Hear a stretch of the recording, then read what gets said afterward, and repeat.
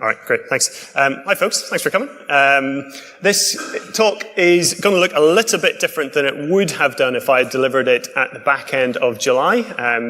So this is an actor that we've been tracking probably since about 2015. Very focused on financial crime, or particularly targeted financial crime, so they're not really opportunistic in any sense. We've done a bunch of investigations around the world with these guys, a couple in Europe, but mostly in the US. And as Warren kind of alluded to, there are a few people that have done some really good research on these guys, including Talos, which I'll touch on in a little bit as well. But the reason it looks a little bit different now than it would have at the back end of July was that on the 1st of August, the US Department of Justice announced that in early 2018, they'd actually arrested 3 of the key members behind the group. So this is a little extract from their indictment, just to give you a feel for the scale of some of these guys, or at least based on the stuff that the Department of Justice was willing to reference in the indictment. So 15 million customer card records stolen. Most of those ended up for sale on a cybercrime forum called Joker Stash, which we have a sort of half suspicion some of the Fin7 guys might actually run. They certainly share kind of access to that forum with some of the other targeted cybercrime groups like Fin6, which is particularly active in the UK and Europe at the minute. 6,500 point-of-sale terminals compromised at more than 3,600 separate business locations. That's just in the US. So these guys were really quite prolific in what they did. So this talk's really going to be a little bit of a run through some of the stuff that the Department of Justice called out in the indictment, about how these guys operated, how they targeted different organizations, and then what that looked like, from a research perspective, because our threat intel team's been looking at these guys since 2015, as well as from an incident response perspective in terms of how we've actually dealt with these guys and some of the victim networks as well, and then how they've reacted to some of the stuff that's been in the press about them as well. So hopefully it'll be a bit of a rapid-fire run-through, and try and cover some of the more interesting points about how they actually behave.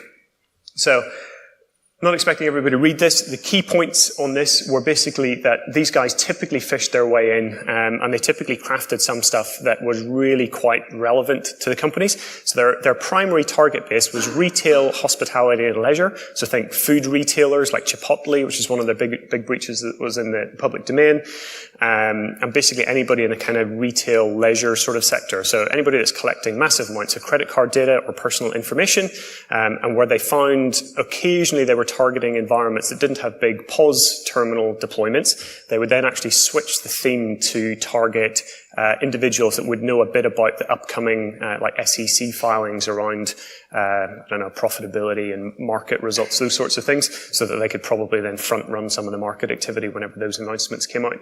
The tailoring of some of the lures was always quite interesting.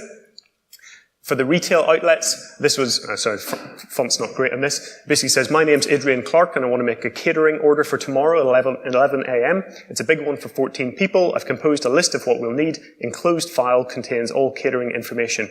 Click on edit at the top of the page and then double click to unlock content. So quite specific around how you get access to this stuff. This one's pretty much the same. I want to make a takeout order for tomorrow at 11 a.m. Enclosed file contains the order and my personal info. Click on edit at the top of the page and then double click to unlock content. Why change it if it works? And then same thing, this contains all necessary information and order in our website. Click edit anyway at the top of the page and then double click to unlock content.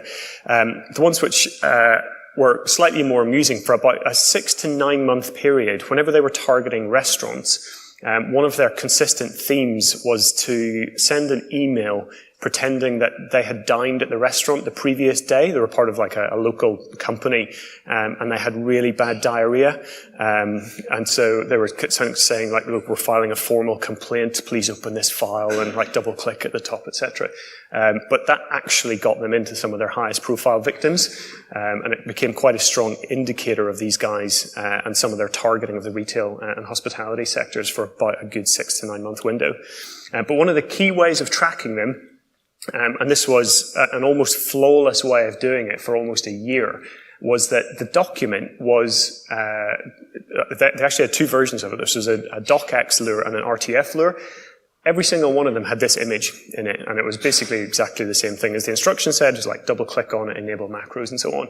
But if you remember Costin's talk about Yara and some of the cool things that you can do with it, you can actually track embedded images in RTF files and docx files.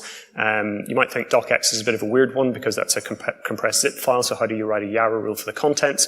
It's actually the case that images are not compressed in docx files, so in the raw zip file, the actual image structure is exactly the same. So you can create a Yara rule for the binary of the image and then track all the documents that it's used in.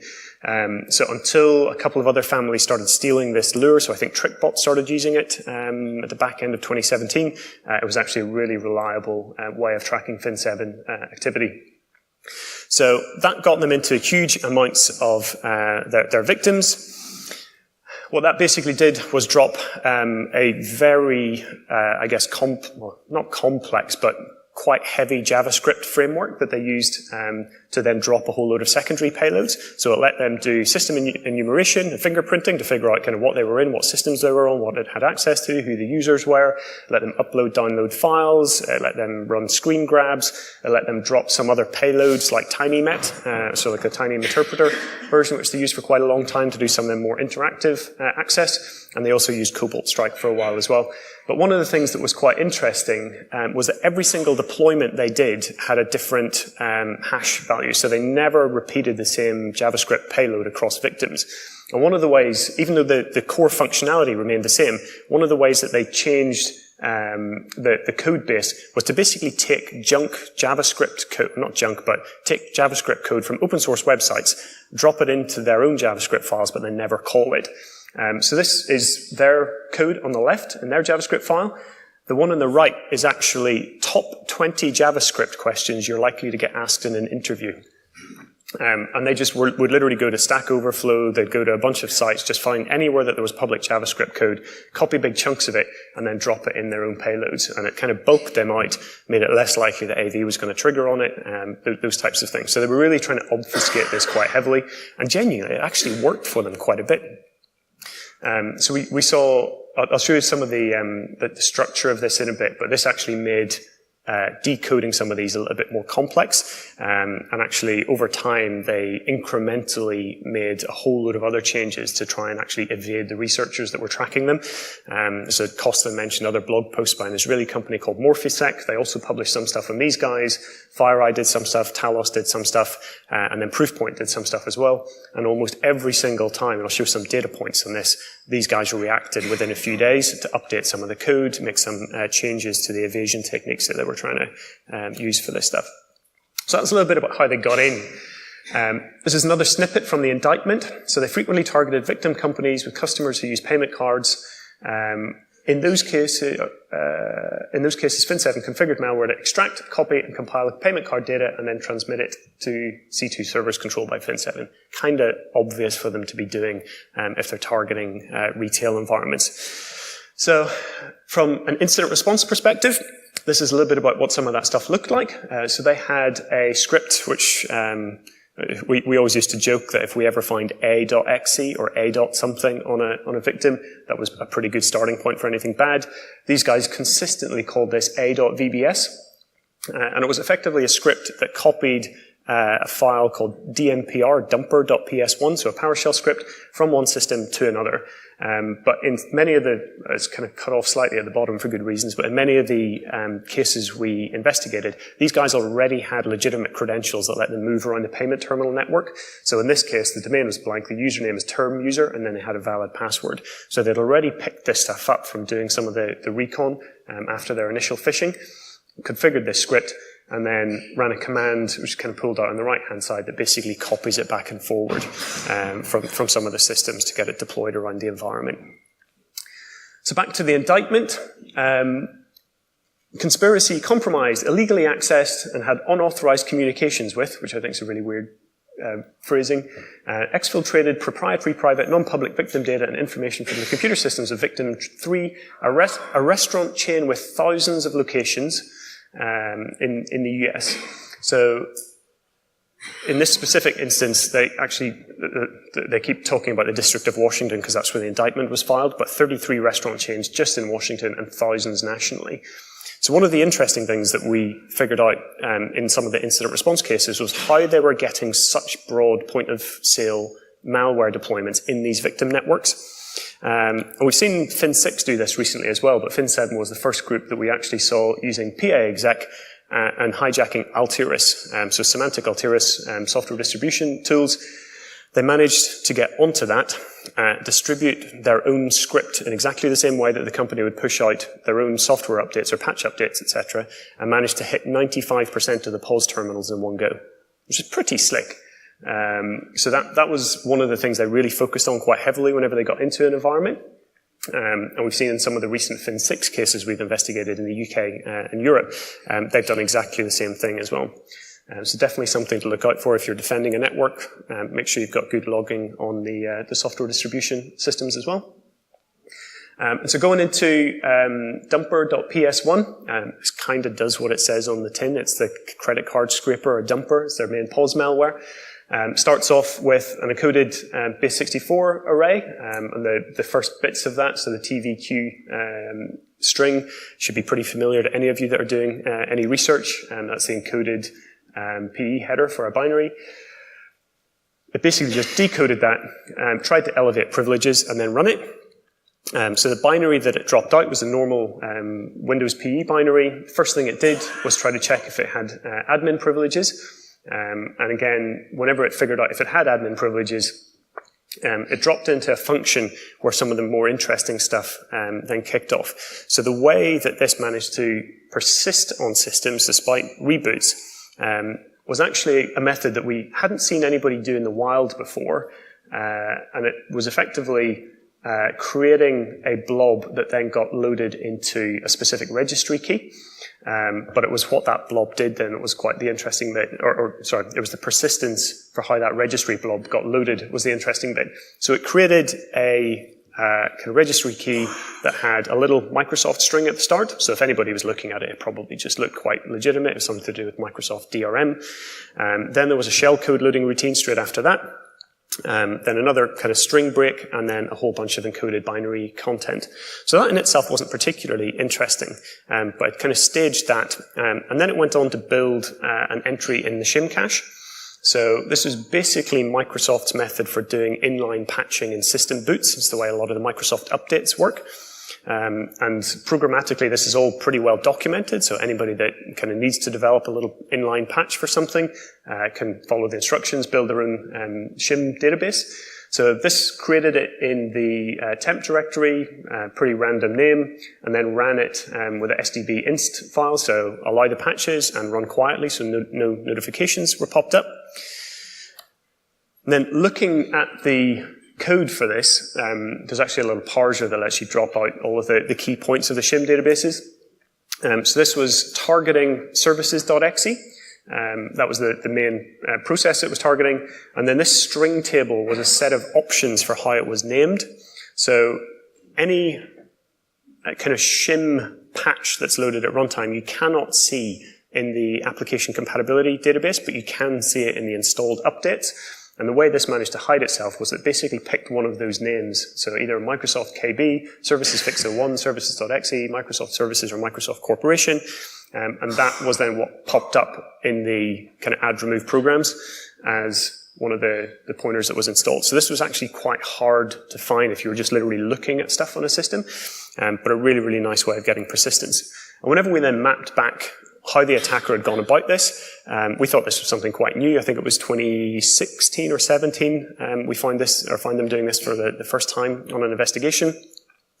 We realized actually it's not new. They were literally following a playbook that somebody at iSight had written and presented at Black Hat in 2014. So really good kind of bit of documentation about this technique. And they flagged at that point this is probably going to be used for persistence at some time. So really quite nice thing to use in the wild. That was a little bit about the POS malware. How it actually operated after that was pretty standard. There was a regex that just looked for the card LUN values, pulled them out, dropped them into another log file, and the actor collected them and shipped them off. So moving back to the JavaScript framework, these guys were incredibly active. Like I said, they didn't redeploy the same version of the JavaScript framework into any victim. And we kind of pulled together a little bit of a snapshot of some of their activity. So This is just an example of the development life cycle from kind of 1st of June to 30 July in 2017. There's actually a lot of development. So starting off at version 1.2.4, so the JavaScript framework has a value called KKID built into it that basically was their version number, which made it actually quite easy to track whenever they were changing things. And even just taking July on its own, there were 21 working days in July. These guys produced 19 different versions of the malware. So it was pretty much something every day they were knocking out. And from the visibility we have, it looks like every single version was targeting a different victim. So in terms of their operations, if you've got a developer doing something full-time in terms of building new versions of this, you've then obviously got other people doing a lot of the deployment, targeting, recon work, and some of the exfil and intrusion operations as well. So that was kind of a 2-month snapshot of this. If we zoom out a little bit, the earliest version that we have was version 19 of this stuff. The latest version was 204. And if we plot those on time, there's a couple of little quirks around the start when they were playing with some of the version numbers. But broadly, you can see the development life cycle from, this is March 2017, through to basically the end of September or October in 2017. So almost, with the exception of a big spike at the start, a relatively linear kind of development life cycle. And there's some other overlays that we can do on this as well that are quite interesting. So in terms of some of the changes, a lot of these microevolutions were prompted by detection techniques. Not all of them were published, but they kept very close eye on when some of the security solutions in the environments they were targeting were picking them up. So even if somebody hadn't released a blog about the activity, what they were finding was actually as soon as AV was starting to pick up some of this stuff, or let's say FireEye was blocking at the perimeter, they would immediately make changes to it. So just even across versions from one version to the next, they made a bunch of changes. There were a couple of interesting things in this. So the one on the left, they realized in the bot ID, so they had a little kind of CUID function that created a unique identifier for that bot, but it wasn't unique enough, so they were starting to get conflicts across different victims whenever they were deploying it, because sometimes the hash value wouldn't be unique enough.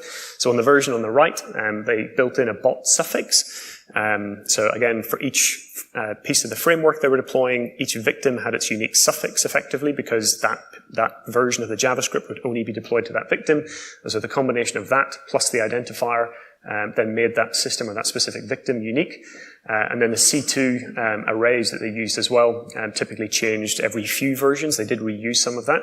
And then the other bit, there's a specific Caesar cipher alphabet, which again changed every single version for this that handled the C2 protocol as well. So not exactly strong encryption, but just enough to make sure that you couldn't write basic IDS signatures for it.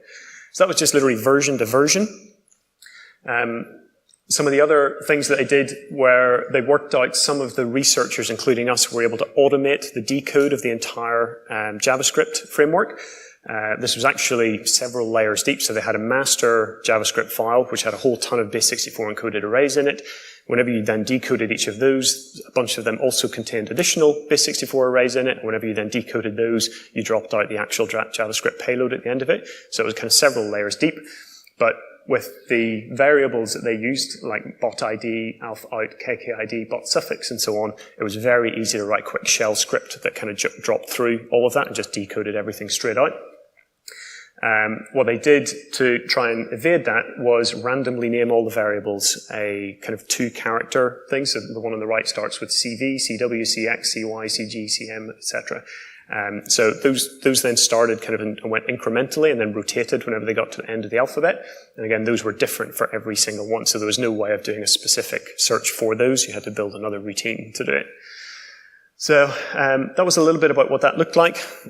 We obviously then tried to get that on a graph. I'm not expecting you to read this, but whenever we started mapping out every single file name, every single domain, every single URL that they used for this stuff, it became pretty obvious that this was turning into quite a big graph, but gave us some pretty good stuff that we could then feed into detection techniques. And actually, there was a little video of this which I have lost somewhere.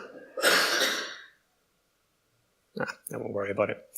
I had a little video showing some of the decoding on it. So one of the things that we're always quite interested in it. We've seen this with a bunch of the other actors, and actually some of the ones that Costin spoke about this morning, particularly the high-end espionage groups, pay really close attention to when they're discovered or when anybody publishes on them, to the point where some of the really high-end ones will literally tear down their entire infrastructure, remove all their implants, etc., in a matter of minutes after being discovered, or somebody publishes a blog on them. So if you want any good stories about that, Costin will have a few that he can tell you over beers. These guys as well pay pretty close attention to a lot of stuff. So just looking at some of the blogs that were published about them, summer of last year was one of their really heightened periods of activity, so just a few months before the arrests, and it corresponded to some of the best industry publications on them as well. So we have FireEye in March 2017 talking about the SEC-themed, or like financially themed, spear phishing campaigns they ran. Morphysec then just a few days later announced that they had discovered what they originally described as a polymorphic fileless attack, to which a few of us pointed out actually the thing leaves files scattered all over disk. So polymorphic and fileless were maybe kind of over-egging it slightly. They then did another set of blog posts in June about the restaurant targeting. FireEye mentioned them quite a lot in a lot of the obfuscation papers. There's a guy called Daniel Bohannon. If you haven't seen his white paper on obfuscation techniques, it is well worth a read, whether you're blue team or red team. And then a company called Iceberg, which designs a network sensor, had responded to a few cases, including one of our clients, and published some of their findings. And then our good friends at Talos did one of the best posts on some of the new JavaScript stuff, which was known as Bataler or Battler, I'm not quite sure how you pronounce it, in September. And then Iceberg did their last public one at the very start of October in 2017. So if we go back to the timeline of when these guys were actually releasing new versions, you can actually align some of the development sprints they did, where they were coming out like really frequently with new versions, to some of the blog posts. So there are little clusters of activity that overlap, particularly up in the kind of summer last year center, about kind of just over halfway, where almost within kind of a day or two of a blog post coming out, they would have several new versions out with a whole bunch of the techniques to evade how the previous researchers were catching them. And then they did a wholesale change in the entire framework on the 6th of October, which was literally just a few days after Talos' blog post on the 27th of September. So they obviously had somebody pretty focused on rewriting this stuff. So, into targeting. Some of their targeting, unsurprisingly, was pretty obvious. They designed a lot of infrastructure to mimic the victims they were going after, or at least their sectors. So everything from Waffle House to Strikes with Lucky through to Delicious Wings and Domino's, you can actually tell from the domains they were using for some of the phishing who they were targeting.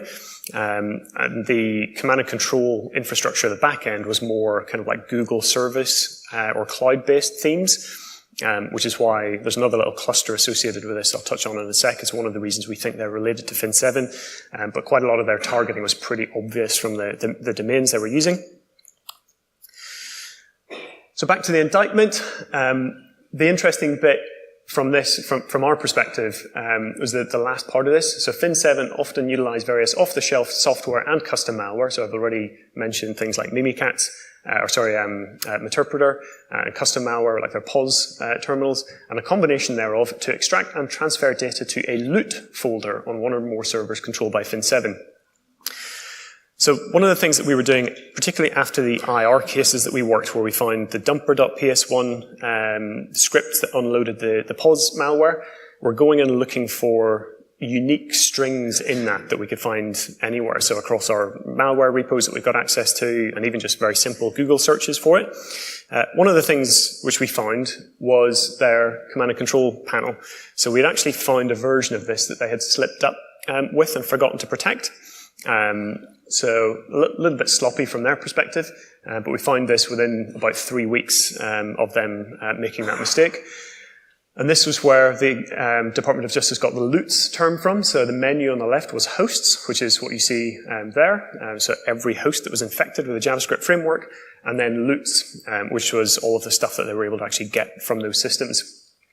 So this was actually a pretty good insight into what these guys were doing, who they'd been targeting, and in some of the malware that they'd been using. So as well as a list of the systems, we were able to see the history of all of the commands that they had run on those systems, including when it was run and the output of it. So the output was stored on disk, and then there was a little command that you could run through this panel to actually grab the output and pull it back so you could then see what was happening.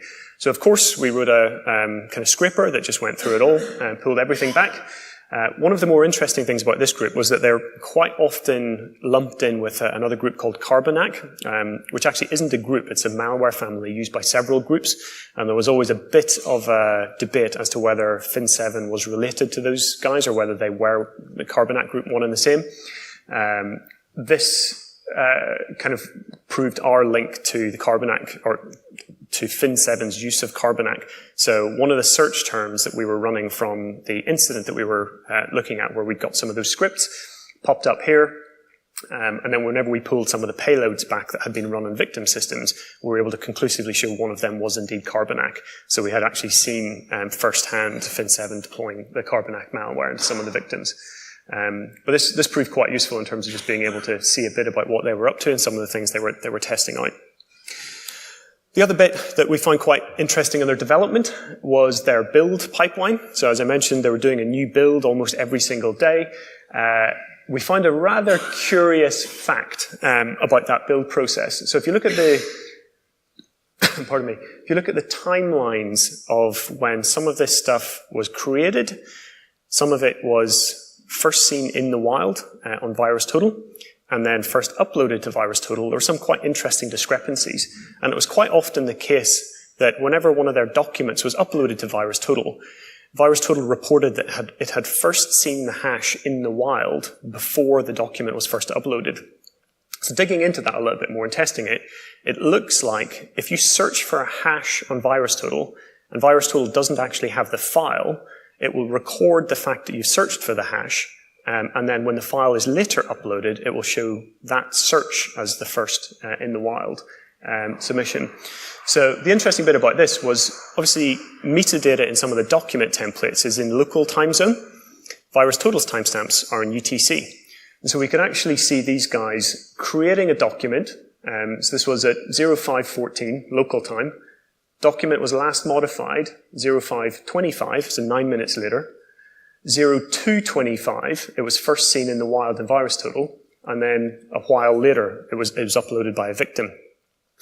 And so there was this discrepancy of local time of the documents and UTC being almost exactly 3 hours.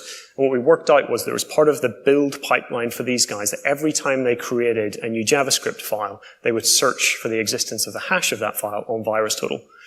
And so whenever then somebody uploaded it, you could actually see when the malware author had tested it because they had previously searched for the hash. And so there are a whole bunch of examples of these. This is just another one. So 950 local time, 956 local time was last modified, so it took them 6 minutes to create this one. 656, so literally within the same minute, the hash was searched for in VirusTotal, and then a while later, a victim uploaded it. So a really good indication that these guys were in a UTC +3 time zone, which is obviously either Ukraine or Russia. So getting to some of the real world side of this, and this is where some of the Department of Justice reporting is really quite fascinating. The way these guys worked was that they actually had some core people in a group, but they ran a front company called Combi Security that advertised pen testing services. And so they created job posts on LinkedIn, they hired people in Israel and Russia and elsewhere to actually help them do pen tests. And they managed the whole process with Jira and HipChat and other things, and would assign tasks to these people to either do development work for them or do recon on an organization or exfil from an organization. And for the most part, a whole load of those contractors had no idea they were actually conducting C&E operations at all. And so the DOJ kind of has obviously done a bit to try and figure out who these people were, has obviously spoken to a few of them, and tried to delineate between those guys and the core folks that were running the whole shebang. But the fact that these guys publicly had a company with its own website and its own job adverts on LinkedIn, etc., was quite brazen. And obviously, it's pretty explicit what they were after. So you've got looking for Metasploit devs, Ruby on Rails devs to help them customize a lot of the front end. No surprise, that there are also people who have it on LinkedIn as having worked for Combi Security. No surprise as well that some of them graduated in computer and information system security degrees from university. And then actually a whole load of other ones as well that you can find have since cleaned up their LinkedIn accounts, but as, again, Costin alluded to, once something's on the internet, you can't get rid of it. So some of these ones are quite interesting as well. So full stack developer, a C++ developer for Combi Security. So that might be where some of the C++ POS malware got developed. Who knows? But there's everybody in here from somebody like saying they were in a pen test role to developers role to JavaScript dev roles, etc. And just quite a nice way of doing this. So that was the old version of their website. This got torn down in late 2017, but it was running pretty consistently throughout 2016. They had Russian, Hebrew, and English versions of it as well, so pretty good for all of the places they were trying to hire people in. And yeah, just fascinating that this was running, and that was their recruiting vehicle to actually get people in to conduct this stuff for them. So the bit I mentioned, where we think there's another related group to these guys. So Cisco and Proofpoint both have published on the Battler JavaScript framework, which we think was very closely tied to some of the Fin7 operations. The other thing that they did post the Talos blog post about a lot of this stuff was completely kind of drop the old version of the framework. And there's a new one now in existence as well, which I think FireEye called Griffin, if I remember right. Very, very simple malware framework, JavaScript framework, which literally has a basic loop that runs every 12 seconds or so, and just tries to send some stuff back to the C2 server. But again, it gives them the ability to just deploy any other tools down to that system whenever they think it's of interest and they actually want to go and do some more stuff on it. In terms of the activity of these guys, they're still really active. So the busts have not impacted these guys at all. So the arrests were in January of the three main Fin7 guys. These guys have continued throughout. So we've got domains from April right through to literally a few days ago on the 9th of September. All pretty much cloud or API or CDN focused in terms of themes. The way that we track some of these, if anybody's interested, there's actually a really reliable 302 response on it, which you can use Shodan to track. So if you pick some of these and have a look at how Shodan reports on it, you'll be able to find an indicator that you can then use to find other ones as well. So it'll be interesting to see where these guys go. Part of the reason that we think they're linked is the targeting, partly the infrastructure and the style of it, and partly the JavaScript framework as well, which just seems very, very similar to how a lot of the core Fin7 guys originally did their operations. So we'll see how successful these guys are. They're certainly on a smaller scale than Fin7 was at its height back in summer last year, but it'll be pretty interesting to see where they go. I think that is pretty much all I've got.